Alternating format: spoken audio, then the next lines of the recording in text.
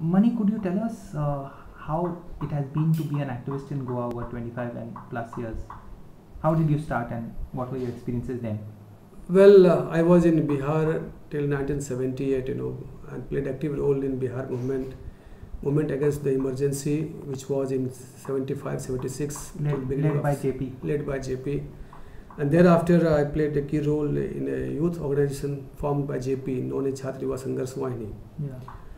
And after working 7 years actively in Bihar, I felt that let's go out of Bihar and try to understand the whole country. But Goa is another extreme in that sense, no? Because it's so dissimilar to the reality. Yeah, I came Goa because of say accident, one can say. But I came to South India because of choice, and that choice brought me to Goa. Okay. I was married here in Jan 1980, so I had my life partner. Yeah. That life partner brought me to Goa. But how was it different, and was it easy to get acceptance? No. When I came to Goa, I had notion that I'm going to a other part of the country, where I worked earlier also, like Madhya Pradesh, Karnataka, and there I never faced any problem like in Goa. When I came, I was made to feel that I'm an outsider, Yeah. and as an outsider, I may have a very tough going to serve this land, this community also. It's a closed society in that sense, but what do you think was the perception of social issues then, and how did you? I have two different experiences. When you relate yourself with the upper caste, with the affluent, they are very close. But when you relate yourself with the common people, I never faced problem of being outsider.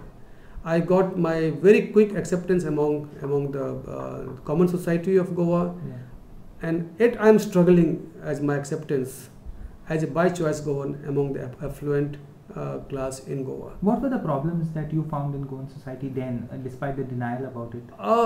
First is the use and throw. Sorry? Use and throw. Yeah. They used me for their gain and then abused me as per their convenience. That's the one problem. Second problem is the lack of vision. The kind of vision which I inherit or I wanted to share with this community is not with them. The affluent society or the elite activist society of Goa is completely unaware about the real picture of the rural society of Goa. They have no commitment about the kind of life, kind of suffering the Bahujan Samaj has had or has today even now. So we feel that they have not linked themselves with the Goan society in general, but they have more linked with themselves with their own growth or own development, and therefore I always confronted in terms of vision for the development of the common society, and vision for the development of entire Goa, which must be tuned with the nature, which must be tuned with the whole notion of the equality. There is a stereotype that Goa doesn't have social problems, but what was it that you found when you started working here? Well, this notion still exists, but this was more dominant in early 80s. I was told that that no human misery is in Goa.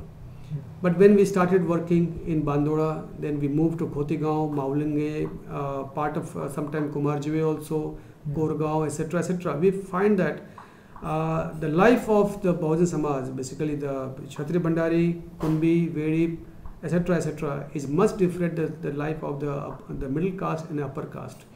And therefore the life of the Bahujan Samaj is never considered as a part of the Goan life. And the Goan life is glorified as the life of the upper caste and the middle caste. So the problems here range from tuberculosis to anemia to a whole lot of other health malnutrition problems and unemployment, poverty.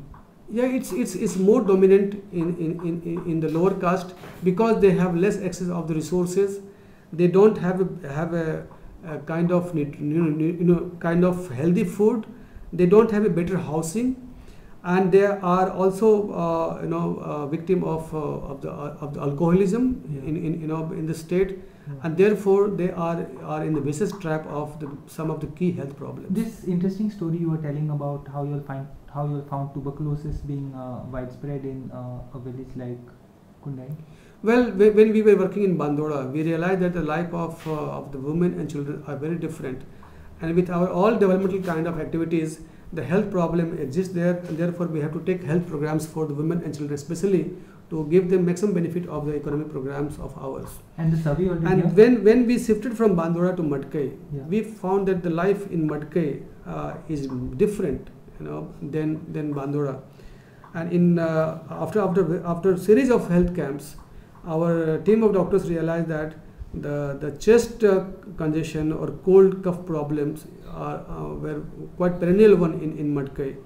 And when we went through the sputum test, we found that out of 18, 14 had a positive the outcome. Children. Especially children. Out of 18 children, the 14 had a positive sputum test.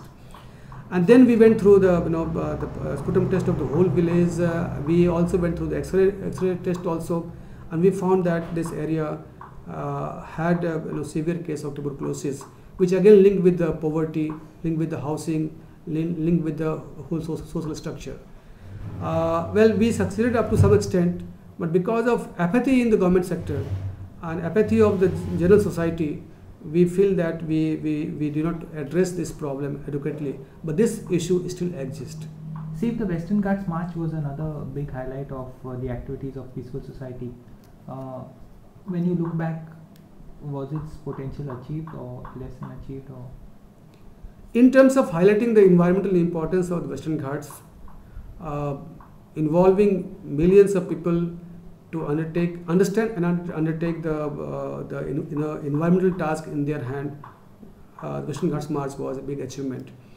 In terms of the follow-up, well, we did not continue with the same vigor, with the same spirit, but still hundreds of groups which emerged thereafter are taking care of Western Ghats, be in the name of afforestation, protecting the sacred groves, protecting the springs, protecting their small rivers, protecting the small forest patches. So that created the birth of many small actions. But at least I have a pain that we failed to continue as a big movement to regenerate the Western Ghats and create as an environmental inspiring spot in the world. When you look back at 25 years, I mean, what would be the 3 issues that you feel most proud of working on? The rise of poverty is a key concern. The rise of poverty everywhere. Goa is not an exception to it. Yeah. Rise of gender discrimination and Panchayati Raj and denying the right of the rural poor or rural population from the self-governance. So what are the issues for the future that you would be focusing on? Strengthening Gram Sabha, strengthening people's movement, people's initiative to protect rivers and water bodies, and third, to empower women in general and take care of their all-round development. Lastly, I think as far as Gram Sabhas go, you all were one of the first to put out those booklets and explain how Gram Sabhas work. And today you find in places like Goa, Gram Sabhas being used very effectively and creatively for a whole number of causes. So does that give you a sense of satisfaction? We are quite happy that the real Gram Sabha is emerging, and we are also working on a model act for Adil Village Panchayat, which will ensure maximum participation in terms of protecting their own resources, in terms of deciding their own development, and that draft will be ready for people by the end of this year. Thanks. So we are for a better and vibrant village panchayat in India. Thank you so much. Yeah, thank you.